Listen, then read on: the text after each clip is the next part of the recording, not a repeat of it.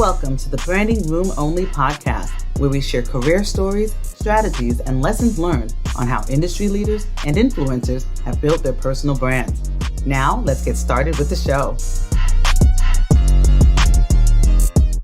Hi, everybody. It's Paula Edgar, your host of Branding Room Only, and I'm super excited for my conversation today with my guest, Estelle Winsett.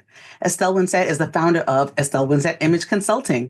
She's a former litigation attorney turned personal stylist who helps female lawyers elevate their personal brand through intentional wardrobe choices. As a sought-after speaker for women attorneys, she specializes in creating polished, professional looks that align with their roles, goals, and unique style preferences. With her practical and empathetic approach, Estelle empowers attorneys to confidently navigate any setting, from the courtroom to the boardroom, with a wardrobe that reflects their authenticity and expertise. And so you know I love that. Estelle, welcome to the Branding Room. Thank you for having me. I'm excited to have this conversation. So let's get started. What does personal brand mean to you? How would you define it?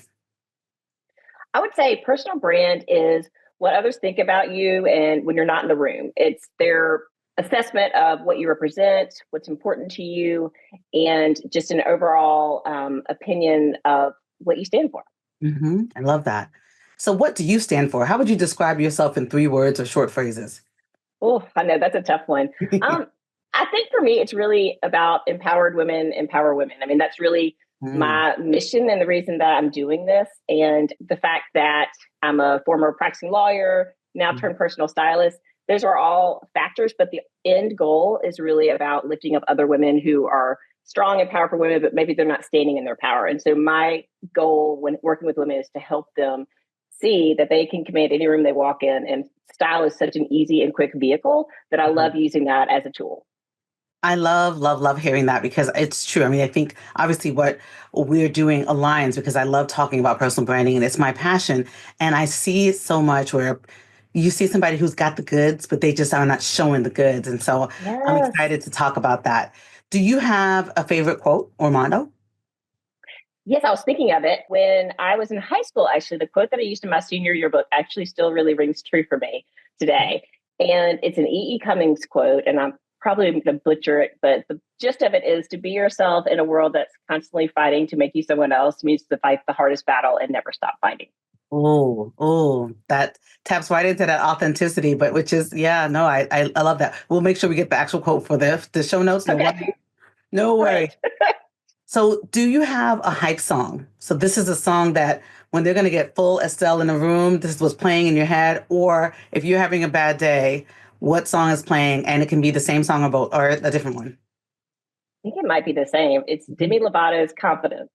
I love that song. Such a great song. That's such a great song. Mine is also the same for both. It's Prince, Baby, I'm a Star. That's a great one. Just gets me going. So tell me this. How did you grow up and how do you think that shaped you? Yeah. So I grew up in a family of lawyers. My dad is an attorney, and he really motivated me to want to be an attorney from when I was 5th grade. I was just like, I'm going to be an attorney like my dad. He's a litigator. He's actually retired now, but he did plaintiff's work. And really, I could just see his love of trying to help other people and people that were, in justice. Like, how can you fight for people who can't get what they want? And you have a superpower with the law to be able to be their advocate. And so I always knew I wanted to be a lawyer. And I have 2 older sisters, and they later they became lawyers first, but I had the idea. I always wanted to say that, but I wanted it first. But they both became lawyers. And so I was the third. My dad tried to get my mom to become a lawyer, but she so far has not acquiesced. So it was kind of in my blood in a way, I guess you could say. So I just went straight through from undergrad to law school to practicing law. And that was my path that I knew I was going to do for a very young age. Wow. And what a legacy. I'm still holding out for your mom to go to law school. My dad. She's a teacher, but I always say I learned cross-examination from my mother before I went to law school. 100%. Teachers are definitely litigators, whether they know it or not. I agree with that 100%. And so what city did you grow up in? In Memphis, Tennessee. Memphis. Awesome. What do you think the location and how and where you were and how you grew up shaped your vocation in addition to your father being there? Is there anything that you take from being a Memphisian? I'm making that up. I don't know what you call somebody from Memphis. I think that might be right. Okay. For me, I really love my Southern heritage and upbringing, and just it felt very much as a kid, and even when I first started practicing, that the law was a noble profession, and I still believe that. So I think a lot of the caring respect for the profession is something that was drilled into me early on, and I still carry that. And I feel like as the law has progressed, I feel like we've lost a little bit of that kind of professionalism, which I kind of hate because I think it's so important. But that would be something that I would think has really stuck with me, and just taking it seriously and giving it the respect that it deserves, especially if you're in a courtroom. I love that. Okay, so talk to me about the path, school in Memphis, knowing at fifth grade, but between there to then going to law school, becoming a litigator, and then now showing up on what you do now. Stylist, tell me about that path. Yeah, it's been a really fun path, actually. So I practiced law for about 7 years here in Memphis. I'm still in Memphis. I have my family here. And now, of course, I have my own family with 3 boys. And my husband is also a lawyer. I can't get away from them, Paula. I just can't. so, I love it. but yeah, so I started off practicing law. I did employment law defense litigation. I did some med mal defense litigation. And I loved the courtroom. I still miss that to this day. I love being able to have to think on my feet and advocate for my client. But after a little while, I knew I wanted to start a family, and I found it really hard to separate work from home. And I didn't want to, when you wake up in the middle of the night, you're worried that a statute of limitations passed. That's kind of like hard feelings that you used to have. I mean, I know I did.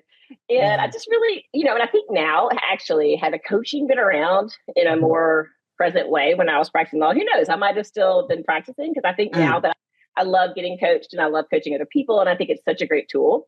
But at the time, I just wasn't sure, if this was the path I wanted to continue. So I started looking at other options. And so it's really kind of a winding path to get where I am now. But my first deviation from the practice of law was actually as a legal recruiter. And it kind of fell in my lap, because as I was exploring options, I looked at doing some contract attorney work. I thought, well, that's a great idea where you could still use your mind, but you don't have the responsibility piece where you're worrying about it in the middle of the night. And so I went to interview to think about perhaps being a contract attorney. And the gentleman that I interviewed with actually had been looking for someone to partner with him at the legal recruiting company. And so he's like, well, how about you work with me? So I kind of fell into this great job, and it was really fun. And I learned so much more about the business of the practice of law. And I was playing matchmaker and finding attorneys to fill in contract roles and also permanent positions. And so I worked with the law firms and in-house legal departments. And it was fun to see from their perspective, what they were looking for and how could someone fill that role. And so I really started to have, day to day, I was just interviewing people and reviewing resumes. And that led me into this whole legal career development, because I was helping women and men write their resumes and market themselves, because I would see people, and I'm sure you probably have, because I know you're in the career development space as well. And it's all about positioning yourself. And so I felt like there were so many ways you could position yourself stronger. And so I started kind of helping people with that. And ultimately, the law school here in Memphis had a position for direct dean of career services. And so I ended up applying for that and got that position. I did that for a few years. And then I kind of meandered my way over to the law firm setting and did the same kind of professional development. And I was director of professional development at an AmLaw 200 firm for about 8 years. So I started that position. And, so the themes were kind of there at an early age. One of which was an entrepreneurial spirit that as a young person, I never really thought I had. And so when I started really intentionally going after different roles and planning my career path, I realized that was fun to me, and being able to position and market myself. And I think a lot of what personal branding is how do you position yourself? And you have to be adept at, wherever you're interviewing, you have to change your positioning for that particular job. And so it's a skill set, right, that you learned. Yes. And so in doing so, kind of haphazardly, really, I started relearning how much I loved style, because as a kid, I loved style all the time. And law school beat the style out of me. I mean, literally, I will wear the black and gray boxy suits, head down, no makeup, blend in the background. I got it. That was kind of like, I stayed, unfortunately, in that realm a little bit too long. But at some point, I got introduced to a brand of clothing I liked, and it just kind of reignited this love of style and creativity and things that I just kind of stuffed away. And so I started doing that on the side and was working for a company. And then I had a lot of my friends were coming to me because they were really struggling. And at first it was like, oh, I can help them with the style. But then it became this confidence building thing where I saw their transformations happen. And then it became addictive because then I was like, I want other women to feel this way. So that's kind of how it morphed and turned and twisted. And so I started my own full-time company about a year and a half ago. And I have been focused on helping female attorneys level up their style ever since. I love the trajectory. We have a lot in common because I also have worked at career services in 3 different schools, Oh, wow. and, Okay. and I also obviously law firms are my main client in terms of who I interact with. But I love the sort of perception and understanding of that line of understanding positioning and figuring out that that is really branding is understanding your unique value proposition and how you align it with what the needs are of the organization or the person, whoever, however you're showing up. And clothing for me is such a big part of it. When somebody like is confident and they walk into a room, something changes, like the air changes, Yes. um, something about them. And so I love that you said that you found it when you were little and you got it back again because so many people I think feel like I can never get it back again. Oh I've my had gosh. conversations where I've been like, "You can wear this scarf, I promise." Like, Totally. and I am not a stylist. I just have my own style, but I also know that when people are in a uniform that does not work for them, it just looks like they're in some kind of imprisoned space. And so Yes. I'm really glad that you're doing the work you do. And I love having conversations with people who talk about style because it is so personal, but it is also such a skill set that you can give to somebody once they get their own understanding of what their style is. So talk to me about what your father thought when you decided you were going to become a stylist. So funny. It's great. He's always been one of my biggest cheerleaders. And I think when I first made the deviation Yeah, from the practice of law to being a legal recruiter, it was weird. I mean, I was yeah. used to identifying as an attorney, and I think Mhm. he was always been supportive, and my family has too. But I think it was kind of like, well, this is different. I've Yeah. heard of this. What is this? And so I think I've become, because I started that whole, going off of my own path. Like my family has kind of started to get used to it. So that's me, and I like to just do my own thing. And then, but it's all about feeling authentic because that's Mhm. true. And so when you were talking about when I'm working with clients, I mean, everyone is different. And if you're wearing something that you think you should wear as an attorney, but it doesn't feel like you, then Mhm. that energy that you show up in, it's like it drags you down as opposed to the energy that clothes can give you when they really light you up and they feel like you. Oh, So it's so true. I remember when I first like, graduated law school, and I was like, I went to Macy's, and I was like, I got to get a suit, and it's got to be a skirt suit, and I just oh yes. remember feeling so. I tell people all the time, like, if I'm in a suit, call somebody. Something is wrong. I've been kidnapped. Unless it's like, I don't know, sequined, then something's gonna be wrong. So there's that. So tell me how, from all the shifts that you have made in terms of your career, what are some of the platforms? What are some of the ways that you have built and shifted your brand through those shifts? Sure. So, kind of when I first started playing and getting into style a little bit and helping other people beyond just myself, Mhm. I created a Facebook group, and it's just a private Facebook group, and it's for women attorneys. Mhm. And it kind of became this space. It really, I kind of started it during the pandemic. It was a place where women could come together. A lot Mhm. of the women attorneys were in there. Most of them are probably like me, just women attorneys. But it became just this space for women who are out there, busting it, working really hard, but they don't necessarily have a support system behind them. I think Mhm. as women, we do that often. And so it kind of became this place where, we could gather and just talk about things that maybe other people in your family don't relate to or your friends don't relate to, and just having this space.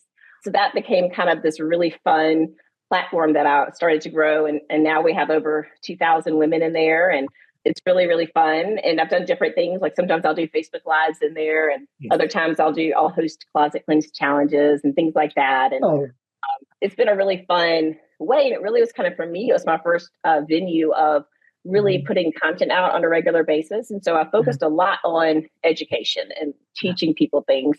But then also became a place where people would reach out to me and ask me if I was taking one-on-one clients. And so now Mhm. that I'm full-time in my business, so I definitely make my offers there. And it's been a really great evolution for me, and as a business owner, to learn how to create content, how to position myself and what I stand for, and how to Mhm. find my people. Like you said, your ideal client avatar, and trying to Yeah. talk to her, and know that this is out there and available. And so I would say Facebook was really my first foray. I've tried Instagram, and I've Mhm. done it a little bit. I feel like as a stylist, you kind of feel like you need to be on there because it's so visual. I like it, but my two favorite platforms are Facebook and LinkedIn. With right now, I would say LinkedIn is probably my absolute favorite. Agreed. Same. Yeah, but doing the Facebook and kind of like getting used to putting myself out there and having a voice and learning what is my voice and kind of writing, you get into that mode of really understanding who you are and what you want to say. And that helps me tremendously before I started posting on LinkedIn, because I've gotten in that rhythm of doing that with my Facebook group. Right. And you sort of proofed it, the process already, because you already had some folks. And I didn't realize, I think probably until the pandemic, just how many lawyer groups are on Facebook. There are so many. I know. There are It's true. so many, and for at every intersection, like lawyer women who like to decorate their homes, like every The sort of Peloton Law intersection. Mom group. Yeah. One of my favorites. Yes. Yes. I mean, and it's great, and it's great that that is there for community in terms of when we were in the pandemic. But I love that it continues to be sort of a space for people to not have to worry about how they're showing up in the same way. But the interesting thing, because I actually thought about writing an article about this, is that there are some ways in which you'd still have to think about how you're showing up, no matter what platform that you're on, right? And how it can carry over to other things. And so when you think about branding and the work that you do, I can imagine that there must be a little bit of strategy, or maybe a lot of bit of strategy, in how you interact with your clients. And I can imagine that that might be somewhere where some of your legal skill set dives into the work that you do now. What do you say some of the carryover skill sets are from practicing to being a personal stylist? Yeah, well, I think kind of that first one that I talked about in terms of like the professionalism, the respect that the law requires, and understanding what that is. And I think as a woman who's practiced law, I know the rooms that my clients are going into. I've taken depositions, I've been in court, I've gone into boardrooms. And so just understanding, and law is a very conservative field. And so it takes a little bit of finessing sometimes if you're trying to put your personality front and center while also remaining professional. And so that's really kind of where I felt like I could add value in a way that was unique. So I think a lot of my background helps me just understand, what these women are dealing with on a day-to-day basis. And I know how to tell you how to dress for a firm retreat and how to go from day to night and how to go to a firm cocktail party. I've done all that. And so I feel like that background really helps me help other women navigate these circumstances, because there's so many environments we go into as lawyers. And they're also professional, but their dress codes are all over the place. And so that can get really intimidating if you don't really know how to navigate that. It's so true. And I think about when I first started working at law firms and talking about professional development, I clearly was like, I would just walk in and be like, look, I know I'm not what you expect. Like, I would just be like, so funny. I've got to always have nails. I'm going to always have this. I'm not trying to be not seen. I always want to be seen. And that's not what you're probably used to. And that kind of de-escalated it, because people were like, okay, now she knows she's different too. This is good. And then let's figure out the conversation. But I was just thinking about something that happened to me just yesterday. A law firm partner who was doing an event for some of his clients was like, oh, do you want to come to this event? I was like, what kind of event is it? And he said, it's cigar smoking. And I was like, oh, what do you wear to that? What? I was like, it's usually my sweater dress season. I wear a sweater. And he was like, I don't know what you wear. Like, why are you asking me that? But it's so true when you think about all the different places that you have to be, and thinking about how you might be a little bit different than everybody else who's there. And if not, you still want to align and not be so outside of it that people feel uncomfortable in navigating. So much to think about. Right. I mean, there's a way to bring in the personality while still remaining professional. And there could be another time on your free time where you could really show your full personality. And maybe that's not the setting at certain work functions, but it doesn't mean you have to leave it completely at the door. It's just figuring out ways to express who you are while still looking the part. I remember I went to a retreat, associate retreat at a firm once, and this associate was like, "Can I kind of talk to you?" And I had done a presentation on branding. I was like, "Sure, like, what's going on?" And he pulled up his trousers and he was like, "Look at my socks." His socks had like quotes on them. And I was like, you know what? Whatever makes you feel, he's like, because I gotta wear this uniform, but my socks always have something going on. And it was so cute, because he was like, come over to the corner. Let me tell you about my socks. So, everybody out there, you can find your places where you can feel that little bit of ownership that helps you walk into a room more confidently, even if you're still wearing the uniform that they expect you to be in. So there's that. Tell me this. I do a lot at law firms, a lot at bar associations, and I have seen what I would call some significant wardrobe mistakes. What, what, what are some that come to mind when you think of some things that you may want to warn our listeners in terms of how they might want to navigate in some spaces? I mean, I think one of the biggest ones is summer associates, right? I mean, that was the thing that was big when I was at the law firm setting. It's confusing because you may get invited to a ball game or you might get invited to a picnic, but you're not sure what that is. I Mhm. think in those scenarios, well, first of all, if you're in a summer associate, you're on a 6 to 12 week interview. It's not just you got the Yep. interview and you now have the job. And so you Yes. have to think through that. But I think thinking almost being more formal than you think you should be at those Mhm. kinds of events is probably the best advice I could give you. If you're Yeah. wearing a sundress and you run into the partner or the managing partner at the firm, and Mhm. it's just it may not be the best thing. And so I think if you think of it in terms of casual versus a little bit more dressed up, that can be a Mhm. really good way to just make sure that you are not going too casual. Because I think that can be Yeah. a big mistake that I Yep. see, and it's a hard one to explain to people, but and people don't want to talk about style, but it's really you need to because you need to know that you're putting your best foot forward. So that's Yep. one that comes to mind for me. How about you? What are some of the things you've seen? Oh, well, um, because of all the different, I do a lot of conferences, and I do think that if conferences and any organization wanted to have people align better, they should give some feedback. They should, that Yes. same retreat I was talking about actually, on the tables, they had like, their little handouts, and it said like for tomorrow, this is our agenda and suggested like outfits. And I just Nice. thought, again, they don't have to do exactly that, but they gave some framework that for us, this is what business casual means. And it showed a sweater. Yes. And I thought that was for me a very much an inclusion factor because Hmm. then folks who, across the board, not just, people who may not be from underrepresented, but folks who are socioeconomic, just all the Sure. different levels. It's really First thinking generation that haven't been exactly. exposed to that kind of a scenario. Exactly. And so the mistakes are usually around showing too much or being too frumpy.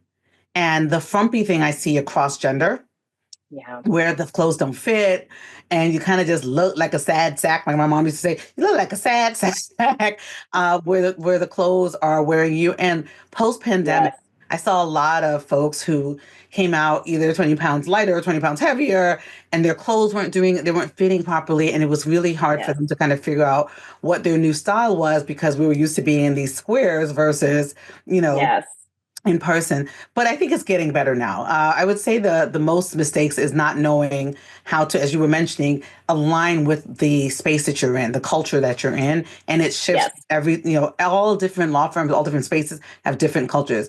And Yeah. one of the things I recommend to people is like, especially if you're going to a conference, is to look at the previous years. Like, what do the pictures show?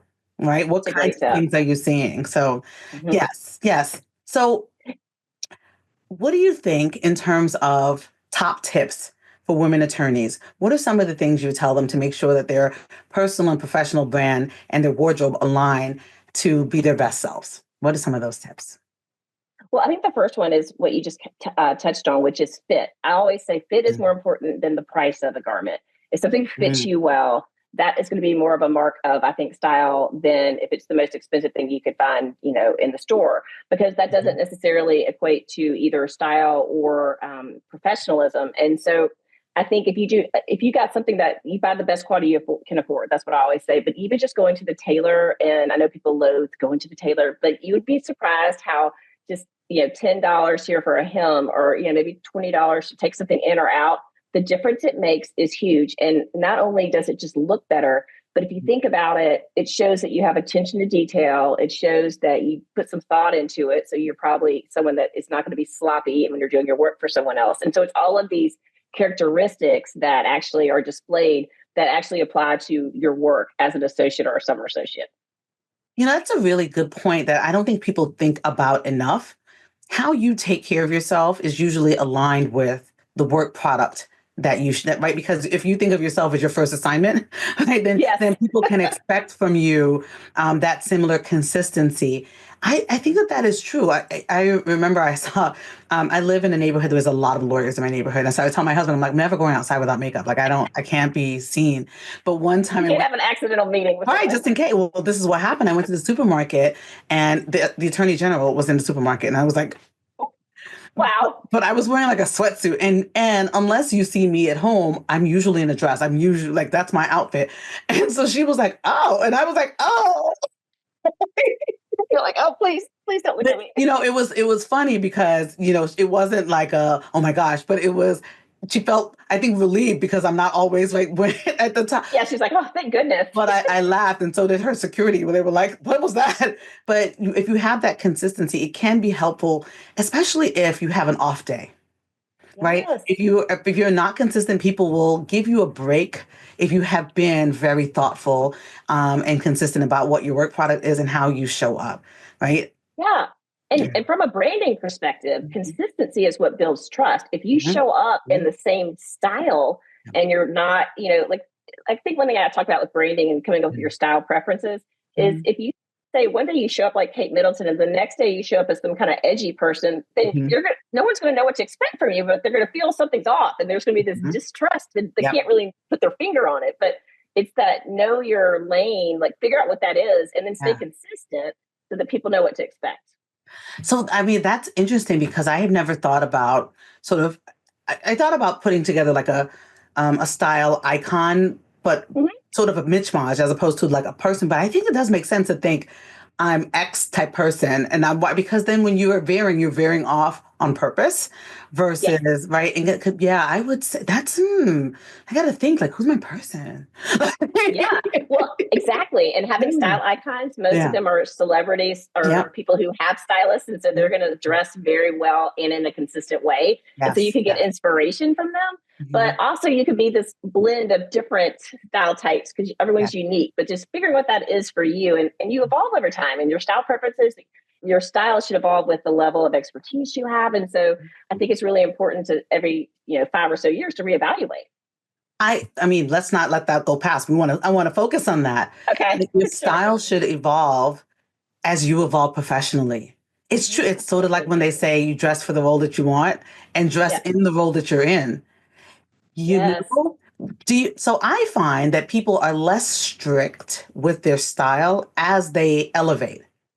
Do you find that same thing too? Like, I think so too. And I think to a certain extent, they feel like they've kind of earned it. And I yeah. get that. Hmm. Like when I was practicing law, it was like every day was full suits, whether you went into court or not. That was just the dress code. Hmm. And so to some extent, I think as attorneys, we're like, okay, I think I've earned the right. If I want to, wear something a little more casual, I can. Like I have the gravitas already, kind of Hmm. thing. But I think that sometimes that can get in your way because if you still are meeting with people and you're still your own brand. And so I think that you can be casual but be Hmm. put together and have a style that is consistent. Yeah. And Yeah. that's and the other thing that's important too is I talk to women all the time and they say, well, I just want to be comfortable. And for me, I'm like, yes, comfort is a baseline requirement. It's Same. not a style description. It needs to be a mandatory. But now let's talk about your style. Mhm. Again, I want to pull that out because I do think that people think to be stylish, you have to be uncomfortable. I feel that about Oh, shoes. I just, I would love if I could just have all of my clothes, everything from like the ankle up. I'm good to go. yes. As soon as you I get to will the shoes, admit, I'm like, I want to be in shoes can be sneakers. tricky. Yes. It Yes. is. And the last conference I went to was an all women's conference, and I wore white sneakers with most. I literally was like, I'm just going to be comfortable. And the funny thing is, when people were like, I can't, like, and for me, Yes. it was so far from the conference space to the hotel room. I was like, there's no way that I am going to be healing this whole time. And I would bring my heels in my bag and just never put them on because no one cared. It was very much like they felt comfortable with the comfort, but I felt nervous, and I rarely do but I was like, oh my gosh, I'm wearing sneakers. And I was like, I'm wearing sneakers. Because you're like, I'm owning this. This was an Yes. intentional choice. I mean, yes, and all of those Yeah. things, all of those. Yeah. I love really thinking about that phase and elevation of your style and your brand. And I can imagine a fun idea would be to kind of look back career-wise at people's style as they have manifested. The other day, Ooh, yeah. I pulled out like some of my headshots, like my old headshots, and I was like, "What was what what was happening there?" But in the present time, I was like, "This is the best outfit that you're ever going to see." And so it is sobering, but also a good place of looking at evolution to be able to Yeah, see how you have shifted. Yeah, that might be a good exercise. Hmm. it's fun. Well, and the other thing too, if you think about it, sometimes what trips women up, I mean, I always talk about the fact that, I mean, I know for me, with Hmm. hormones and just over time, I think my body has just shifted so many different times as kids and Hmm. perimenopause and all these things that we experience. But Yeah. even if your body hasn't changed, this is actually what can be a real problem. Is if your clothes still fit you from 20 years ago, does not mean you need to still wear them. Because then people don't want to get rid of them because they still fit. You know what I mean? And it's like, yes, but That is going to be a clip that we pull out for Instagram. Because it is so true. It's like I used to watch these, reels that would be like, don't be the old auntie in the club. Where I'm like, I'm gonna be the club, but I don't want to be the old auntie. And it's figuring out, if you're still my daughter, I have a 19-year-old daughter. I'm like, if you and I are wearing the same thing, we have a problem because I passed a whole bar exam and have a whole two childs and a mortgage. This is a problem. But I do think you feel there's one thing, like I like to have the jeans that I'm like, these are the jeans I've had from what, those times. I like that piece, but like not that mini skirt, not that leather outfit, not those things that were age and time appropriate then yes. that probably haven't shifted in style, fashion, or with the years that have gone along either. But I love that as a reminder because I know there are some people who it feels like letting go of your youth, right? It feels like letting go of who you were, which And then there's also, oh, sorry, go no, ahead. you're good. No, go ahead. No. I was going to say, I also think that it feels wasteful to certain people that if something Oh. fits, like, why should I spend money on a new outfit or a new garment? And I Mhm. always say, if it's in good condition, Yeah. let someone else love it. There'll be someone else who would be love to have that in their wardrobe, that they don't have a suit and you have this amazing suit, but it's not who you are today. And so Mhm. there's that disconnect and it's a mismatch. Yes. Um, and I think that you're right. There are certain things that are really timeless, but the suit you wore for on-campus interviews is not the suit you need to wear as a partner. That's facts. You know, 100%. I mean, you can, but if you're in a different spot. It is true. And I was probably right before the pandemic and then right after we did this process at home where we worked with not stylists, but with folks who were going to help us to declutter. And it was when I realized how important clothes are to me and how emotional it is to. So we were going through so basically this woman made us put all of our clothes in one pile. Oh, Everything. wow. Everything. Okay. And it was one of the most traumatic things I've ever been. That I was like, oh my God, my babies, like they're all like, oh, touching each other. And so it was kind of like Marie Kondo would pick it up. Like, have you worn it? Do you love it? And what I found was I had bought the same outfit in multiple sizes more than, I don't know, 5 or 6 times and forgotten that I had them because I had too many my clothes in too many spaces, etc. And so I get to the place now where it's like every 6 months I kind of run through my closet, which is now in color coordinated. I feel very good about that. Yes, To I be love able to that. look, and just kind of see what haven't I worn in this color? What do I still want to? But maybe it's a one-off thing for a special event. But it feels good to give the clothes away when I It know that really I'm not does. doing anything to them. It does feel good. Yes. So let go, It's people. kind You of can like let go. you totally can. I kind of think about it when I went through. We did some renovations to my house, and I remember at the very beginning I was very hesitant to let certain things go, and then you reach this point where you're like, "Hey, that can go too, and that can go," and you get like you must get throw it all away. And it's a very freeing feeling. Yes, it is. I remember doing that in our kitchen and then being like, where the hell is everything? I'm going All out, about where's my favorite pot? it's So, funny. so tell me about the process of when you're working with a client. When somebody reaches out to you, Yeah, how do you start the process of working with them to know them and to them to know how to work yeah. with you? Yeah, well, I start with them. I don't start with the clothes. We have kind of a style discovery Mhm. session where I ask them a lot of things. Some of them are getting at unique style preferences. We all have our things, like I don't like these kind of shoes or I don't like that. But also it's like, what's the message you want to send through your style? And what about your current style don't you like? And what do you want it to feel like? And so Ooh. really it's about kind of embodying how do you want to feel? Like what's dragging you down? Let's pinpoint why. and what would actually Mhm. make you feel like $1 million, and how do you want others to perceive you, because that's Mhm. that whole branding piece, because if you're going to a conference or you're going to a client meeting, you want to show up and send the message you want to send, and that's the beautiful thing, and we get to do that. We get to craft the message, Yeah. and if you think about it that way, it's really empowering, especially to an associate, where you a lot of times nothing is in your control as an associate, but you can control how you show up. And that's really cool Mhm. when you think about it from that lens, because Yeah. you have an opportunity to show the world who you are. I love that. I love the question of sort of what is your style right now? Like what is Mm-hmm. it? Because self-assessment is the bottom line of branding. You have to know where you are right now before you think about where you're going to go. And what if it's not working? What is happening right now? And I think Yes. about the sort of cookie cutterness that we have in legal profession sometimes, and the people who stand out are the ones who stay within the cookie, but they have a little accoutrement that is different. A There was little different right, icing color. exactly, a little something, something, a little sprinkle, something there that make it that they are not the same, and it does stand out. Yes. Did you ever watch? Oh gosh, I'm gonna forget the name of the movie. It was a show on Netflix, but was based on a book called The Partner Track. Did you ever watch it? Oh, I think I saw. I didn't finish it, but I really liked it. I saw parts of it. So the woman who was on the partner track in there, I remember thinking the style team did such a great job because from the decision of her being an associate, she looked cookie cutter. And then as soon as she decided she was going to be a partner, you saw the shift in the wardrobe. And it Yes. was it was a subtle thing, but of course I recognize it thinking about branding all the time. And Yeah. it can make a difference. I do believe in the dress how you want to be perceived. And 100%. I, yeah. I literally just signed a client Mhm. yesterday who said, I'm up for partner in August and I want to look the role.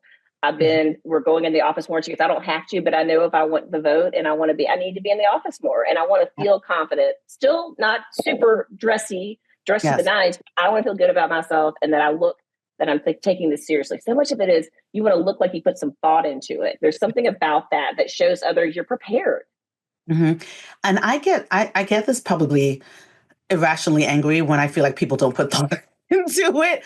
It's, oftentimes when I'm on Zoom with somebody and I have a meeting and I may not know them already, I look like this in the Zoom. Like my Zoom, this is my Zoom background all the time. So people are Yes. always like, I see them fixing themselves and it cracks me up because it's like, I'm not asking you to dress up. I don't even need your background, but I need you to have thought about what you're gonna and how you're gonna show up. So in thinking about that, I want to kind of talk about how you embrace and think about style in the hybrid world we live in. Right? It's not just when you're standing in front of somebody, but it is in these boxes that we live in. Is there Yeah. anything you talk to people about in terms of that top up branding that Yeah. you think of? Yeah, you want to really look at the box that you have and what you're working with. Yes. And that could be not just what you're wearing, but your background. Mhm. You want it to be clean and professional, and do your best to kind of curate a spot. Mhm. But also, I think you were asking me what is something that's kind of a signature thing for me, and it's my earrings. Like I love bold earrings. That's like, and I Mhm. like glasses too, but my earrings are like my favorite way to add my personality. Yes. And like this is not overbearing, but it's like a pop of color. It's just Mhm. something that shows who you are. That isn't going to be noisy, but it's just personality, and there's a Mhm. way to do it. And so you can even take a video of yourself on Zoom and then go Mhm. back and watch the replay. How does it look? Do you have any distracting mannerisms? Is there something? Is your hair looking crazy? Is Yep. there Yep. something that is just Mhm. not giving off expertise or expert status, and then kind of playing with it? And even if it is, and I won't get into makeup because the people can get Mhm. all kinds of worked up talking about makeup, and I think it's very personal. But It is. I do like a lipstick, that adds a Mhm. little something, Yes. because you don't want to disappear in the Yeah. screen. So Yeah. and I think as I've gotten older, I feel like I need a little more color. In Mhm. general, it's just about being confident and feeling like you are looking your best, and having that like objective eye to step back and then look at yourself. And like I Mhm. said, it's a video, you can say, maybe I could work a little bit in this area. Absolutely. It's why I love Zoom as my favorite platform of all the other platforms because number one, they have a beauty blur. Yes, love So the beauty one, blur. right? And number two, they also have a lipstick filter, which I'm like, Oh, that's right. There's eyebrows too. I and forgot. I eyebrow. totally need that. I love it. Exactly. So Zoom cares about what you look like, and I appreciate them. They're not going to But leave you in a lurch. Zoom is that's like, look, I got exactly. you. Zoom doesn't care if you just woke up. They're going to make you look the way that you're supposed to look on Zoom. But also, I tell people don't turn off the self view. There are some people who don't like looking at themselves, so they don't like to. And I'm like, no, no, no, no, no. You need to know what they are seeing, and whether it's Good point. distracting or not, figure it out. You need to know what they're seeing. And so I've had several conversations with women attorneys mostly about not liking that view. And I'm like, it's you, regardless of. It's like when you go to self checkout at the supermarket. It's like, oh my gosh, is that what I look like? And you're like, oh gosh, that's really big. Woo. Yeah, Oh, just no. kidding, just kidding. That's but true though, but because yeah, then you're not aware of it. If you right, forget that you right, actually are visible because you don't right, see yourself, you can just right. really be way too relaxed and Yes, casual and not yes. engaged. Yes.